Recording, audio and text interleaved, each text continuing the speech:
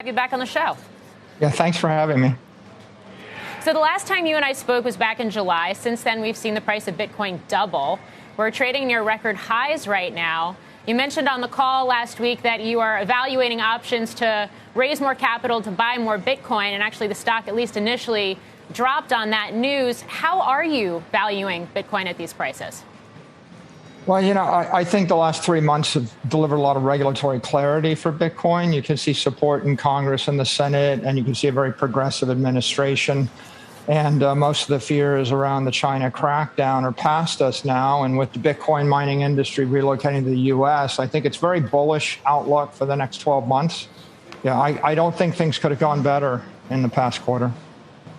Yeah, when you say bullish outlook, I mean, is there a price at which you would expect Bitcoin to continue to move higher toward that? And I realize it's a very volatile asset class, so it could be choppy, but what is your outlook?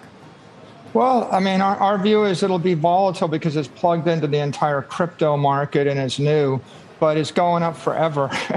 I've got a long-term view. I think for the decade, Bitcoin is going to be the strongest, hardest, most technically forward store of value in the economy. So we just have a long-term focus, and we will continue to acquire it quarter by quarter, time to time, either with cash flows or with debt or with equity, just depending upon market circumstances and what looks most accretive to our shareholders. Yeah, and you just mentioned regulation, the fact that we're starting to get a little bit of clarity, particularly here in the U.S. around that. One of the things that jumped out at me, comments that you made on the conference call last week, is you said that the clarity is coming into the marketplace that this is not a currency, it's an asset. It's going to be taxed as an asset, which means on sale you would pay capital gain, short or long-term capital gain of sorts, that it's not going to be treated as a medium of exchange or currency in the Western world or most of the world. So how do you see it evolving, and what does that mean for the long-term strategy of MicroStrategy? I think that the killer use case for Bitcoin is store of value and treasury reserve asset, either for a family or a corporation or a government or an institution or a trust. I think that what we're going to see is the US dollar is going to emerge as the world reserve digital currency.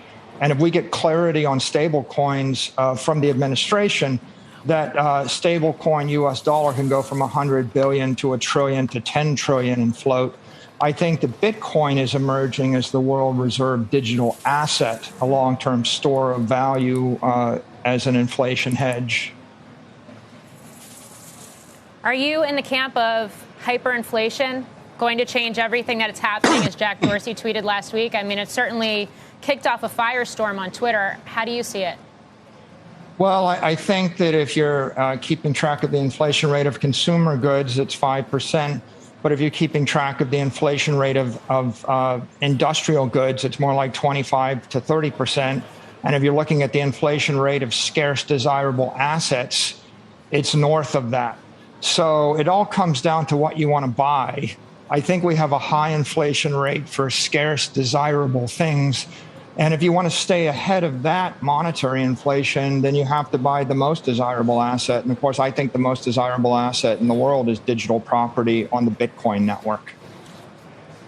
Yeah, Michael, it's David Faber. I mean, on that note, given your belief of the evolution of digital currencies, what you just said, are there other opportunities outside of Bitcoin itself that you see, whether they be platforms of some kind, whether they be things that certainly I can't imagine right now, but I would imagine you have, that are going to be opportunities for MicroStrategy as this, again, evolves in the coming years?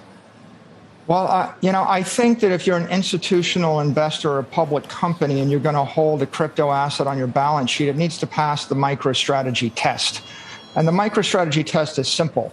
Will it be banned? Will it be copied? Will it be hacked? And we asked that question a year ago, and we asked that question every month. Bitcoin, is not hacked. It's clear that it's property, and there's consensus that it's not going to be banned. And of course, there's 10,000 cryptos, but there's only one Bitcoin. So I think in the entire crypto universe, there's only one crypto asset that passes the MicroStrategy test, and that's Bitcoin. But ultimately, what history's telling us is the team that is most coordinated, that channels energy, always wins. And Bitcoin's a good bet just because it's digital energy, and the advantage you have versus using metallic energy in the form of gold or using political energy in the form of fiat paper is so much greater that, that the deck is just stacked against everybody else. Now the question is just who's going to jump on it and how fast. Which politician, which big tech company, right? If Apple gets on Bitcoin, you know, they generate $1 trillion of additional market cap just on the balance sheet maneuver. That's the first trillion. If they build it into an iPhone, you make another trillion. If you're smart, you have a $10 trillion asset in your cloud and you become a $10 trillion bank. If they do it, or they don't do it, right? The world's full of examples of empires topple because they did not embrace a new technology.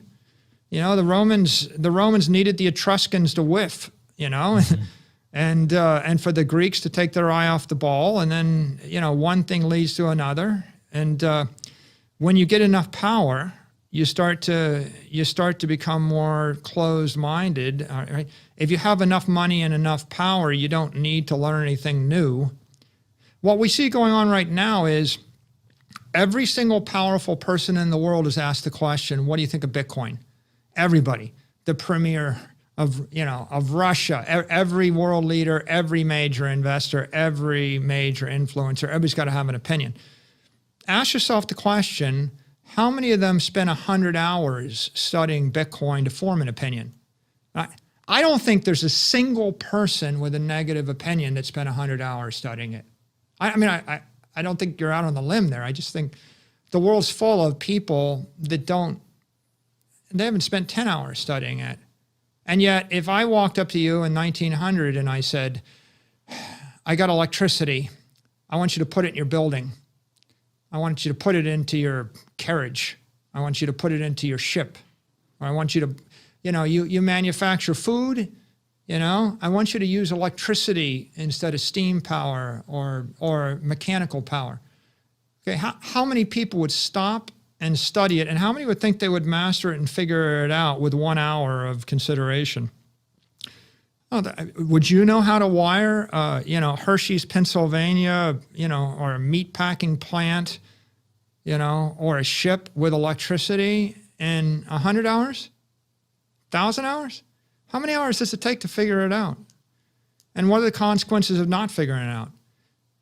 I think the consequences are over 30 years, you go out of business, right? For example, if you'd asked the same question to Jeff Bezos in 2003 and said, you know, like you just had an 80% loss in Amazon. Do you ever wish you sold Amazon in the year 2001? Yeah.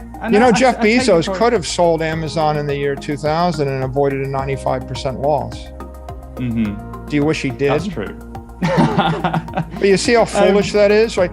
For example, Mark Zuckerberg, you know, could have also sold Facebook, you know, just before or just after the IPO and avoided a 50% loss. And, you know, in fact, Jeff Bezos could have sold Amazon 5 different times and avoided an 80% loss. And if he'd sold at any one of those 5 times, he wouldn't be one of the richest people in the world. So I think that that trying to time the market is a trader mentality. But if you look at all the richest people in the world, they're not traders. I mean, Bill Gates, Steve Ballmer, you know, Jeff Bezos, Elon Musk, Mark Zuckerberg, right? I mean, Larry Page, you know, name the person that traded their way to that situation. You can't really do it. Like trying to time the market is ridiculous. If you look at statistical analysis of Bitcoin or the S&P, I think the conclusion generally is that like 80% of your returns come in like 1% of the days. Yeah. So if you miss the top 3 days of a year, you might lose 80% of your return. If you miss the top 6 days, you lose it all. Yeah. So the way this is going to work is it's going to look like you're not making a lot of money 98% of the time. And then you're going to wake up one day and you're going to find out that the sovereign wealth fund of some Middle Eastern country just bought $10 billion of Bitcoin. It's going to double or it's going to triple. And then you're going to be kicking yourself and screaming, saying, oh, well, I could have bought it at blank and I didn't buy it at blank, and you'll be angry. I think that the trading mentality is just really an awful mentality for anyone that, if you're not running proprietary algorithms on high-speed computers, like I get it if you're a high-speed computer trader and you're like slicing 1/10 of a penny 1 billion times an hour. Like I get that kind of trading, but for 98% of the population, people don't have any proprietary edge to trade. And so generally they all get beat by the market trading. People want to invest in something that they understand, that they can trust. So if you're going to be a theme park company, that's what you should do. If you're going to be a movie company, if you're going to be an oil company, you should be a pure play, and you should focus, in a laser-like way on that, because that allows a rational investor to put you in their portfolio. The bankers in the Western world will continue to inflate the money supply until they get to a point where they can't anymore. And they will pay for all the deficits with inflation until they can't. And at the point that they can't, they'll switch to taxation. And the taxation will come progressively in the form of income taxes. And then the third phase, it'll come in the form of property taxes. They won't be able to raise enough money with income tax, so it'll become a property tax. And before you recoil in horror, just keep in mind, in Florida, there is no income tax, but there is a property tax, and it's 2% a year on all of your real estate property. Maybe they'll assess the property up and it becomes 2% of property that's worth 50% more, and they raise their taxes 50%. Or maybe they'll extend it from just your residential real estate to commercial real estate to other forms of property. I think it'll be a political process. There'll be a lot of back and forth negotiation. Each state will do it differently. Each city will do it differently. Each country will do it differently. Each administration will do it differently. But eventually, they'll start taxing things more. Maybe they'll say 2% of all your stocks, 2% of all your crypto, 2% of all your everything. I don't know. What I do know is that Bitcoin is the best property to hold when that time comes.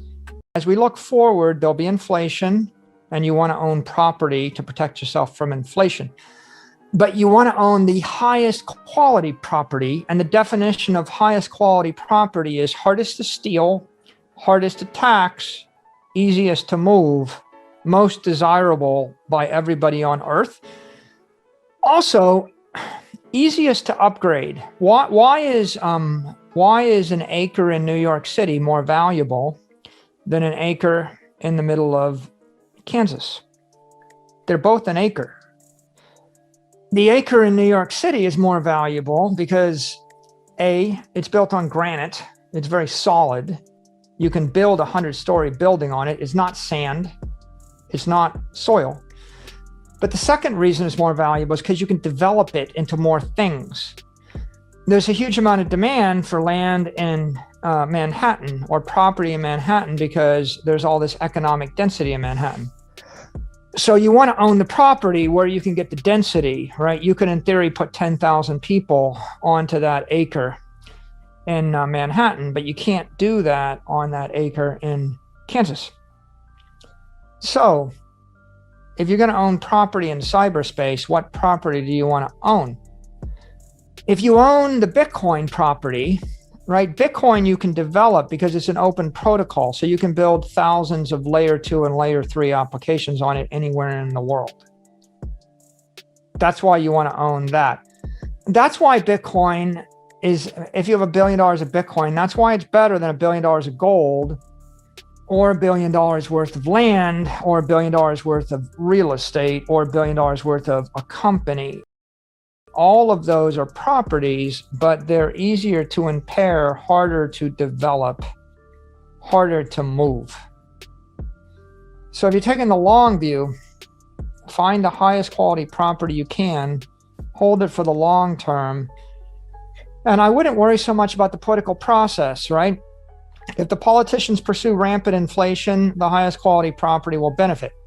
If they start to do income tax, if they crank the income tax to 90%, you want to own the highest quality property because that's the property that you don't have to sell. The way you avoid income tax is you never sell it.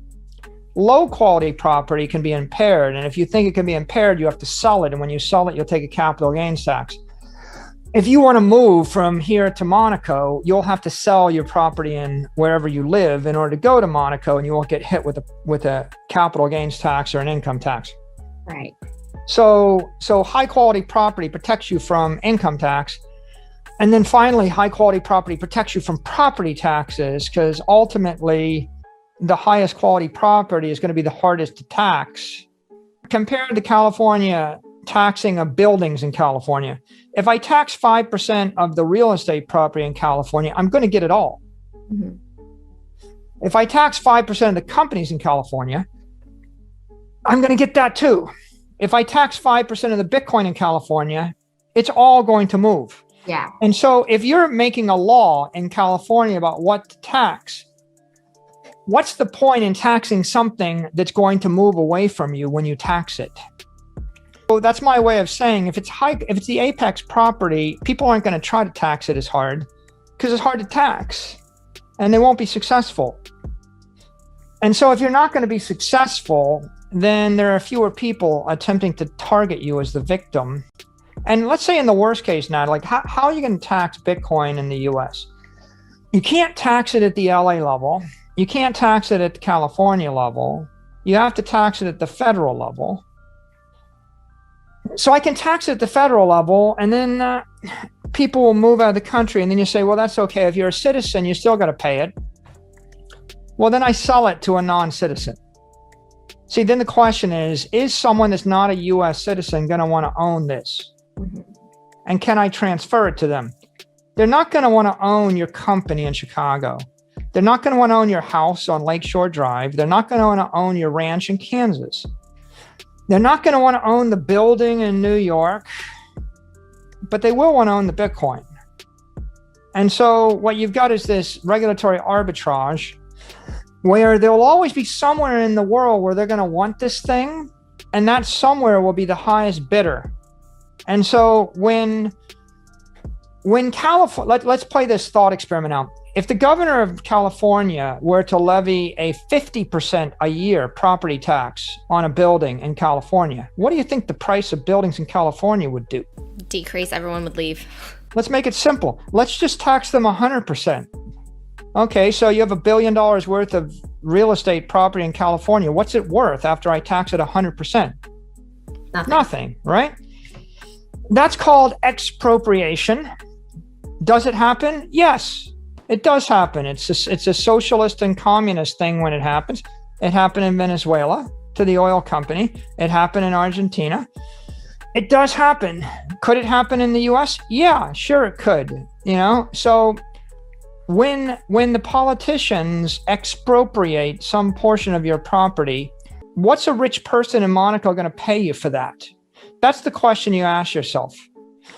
And the answer is they're not going to pay you anything. They're not going to want to. When I tax your building in California 10% a year, it's going to be worth like 1/5 of what it was the day before I tax it. Will you be able to sell that to a rich person in Monaco? Probably not. But if you could, you sell it at 20% of what it was worth yesterday.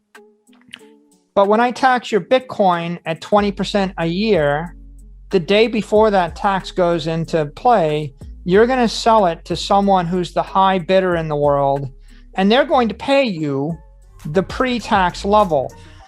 So if you're looking to protect your wealth, right, the way to protect your wealth is with a universally desirable scarce asset, which is portable and fungible. You know how you have a shock wave? A shock wave forms when you move faster than the air. If I move through the air faster than the air can flow around me, then I create a shock wave. I'm disrupting laminar flow and I'm getting turbulence because I'm going too fast. Okay? Bitcoin is creating turbulence because it's going too fast. Right? When you see some uninformed politician that critiques it, it's because they were asked to have an opinion and they had 10 minutes to study it. And so they give an uninformed opinion. When some billionaire investor says they like gold better, it's because they're asked to have an opinion and they spent 30 years studying gold and they haven't spent 30 hours or 300 hours or 1,000 hours studying Bitcoin. They had 30 minutes, 60 minutes, 15 minutes. A lot of people, when these editorials are written in the Journal and the New York Times, I never seen anybody ever say, oh, I spent 1,000 hours studying Bitcoin. Let me break down my problems with it. I never seen anybody say, I spent 100 hours studying it. Let me tell you the 13 problems I have, There are no informed critiques. I have yet to see them. There are uninformed critiques. And what is that? That's the same as your fighter jet slamming into a wall of air faster than the speed of sound, and you get a shock wave, and you get turbulence, and you get heat, and you get sound and fury. And is that a bad thing? Just means we're moving fast, right? We're moving very fast and we're getting noticed, and everyone has to notice it, right? And when you're asking the spokesperson for the Kremlin, for Putin, whether or not Russia is going to adopt Bitcoin as the national currency, that's not, when they say not yet or no, that's not a negative signal. That's a positive signal. Nobody asked Putin whether they're going to adopt Apple stock or gold or silver or the giant stone. Number do you think is realistic in the future? And I don't know whether people should never try to do a target and a time for when you hit the target, because you can't get both right. But what you think it's worth $1 million a coin someday, Michael? The big idea is every currency in the world collapses into the US dollar stable coin, and the US dollar is the universal medium of exchange for the world. And people seeking a long-dated store of value asset, a synthetic asset, they start to demonetize that second investment property, and they demonetize gold, and they demonetize an equity index. So what do I expect? I expect that Bitcoin, if it doubles every year at the end of the decade, it will flip gold, and then it'll flip monetary indexes, a little bit of bonds, a little bit of real estate, a little bit of equity, and emerges as a $100 trillion asset class. So 100x where it is right now. And when we get there, it'll be 5 to 7% of the worldwide economy. The US dollar will probably replace 150 currencies. Maybe there'll only be 2 or 3 left. There might be the euro, the CNY, the dollar. Everything else is probably going to disappear. And then Bitcoin will be the world's monetary index. If you simply want to keep your money and you don't want to express a credit sentiment or an equity sentiment or some property or real estate sentiment. And what if a country decides, either China, I don't know how China is going to react to that scenario, or even the United States? Is it unstoppable, or getting to that point you just described? Does it depend on what happens with very powerful central governments? I think Bitcoin is unstoppable as digital property. I think what you're going to see is 3 classes of countries. The communist countries that don't give you property rights won't, like North Korea or Cuba, won't let you own anything. They'll probably ban it. The countries that have weak currencies will have capital controls. They will let you own it, but they don't want you to exchange it or trade it. It's not illegal to own Bitcoin in China. They just don't want you moving billions of dollars out of their economy. You see a collapse of currencies like Argentina, the peso is 200 to 1. In Turkey, you see the lira is 11. It used to be 1.5 15 years ago. So the weak currencies will have capital controls. They'll let you own it as property. And of course, in the Western nations where they have strong currencies in the US dollar, of course, it's going to be deemed property. You'll pay capital gains tax on it when you sell it. And otherwise, it's pretty clear it crossed the chasm. It's universally acknowledged as common digital property, and it's the only crypto asset that has that standing. That's what makes it the institutional safe haven asset.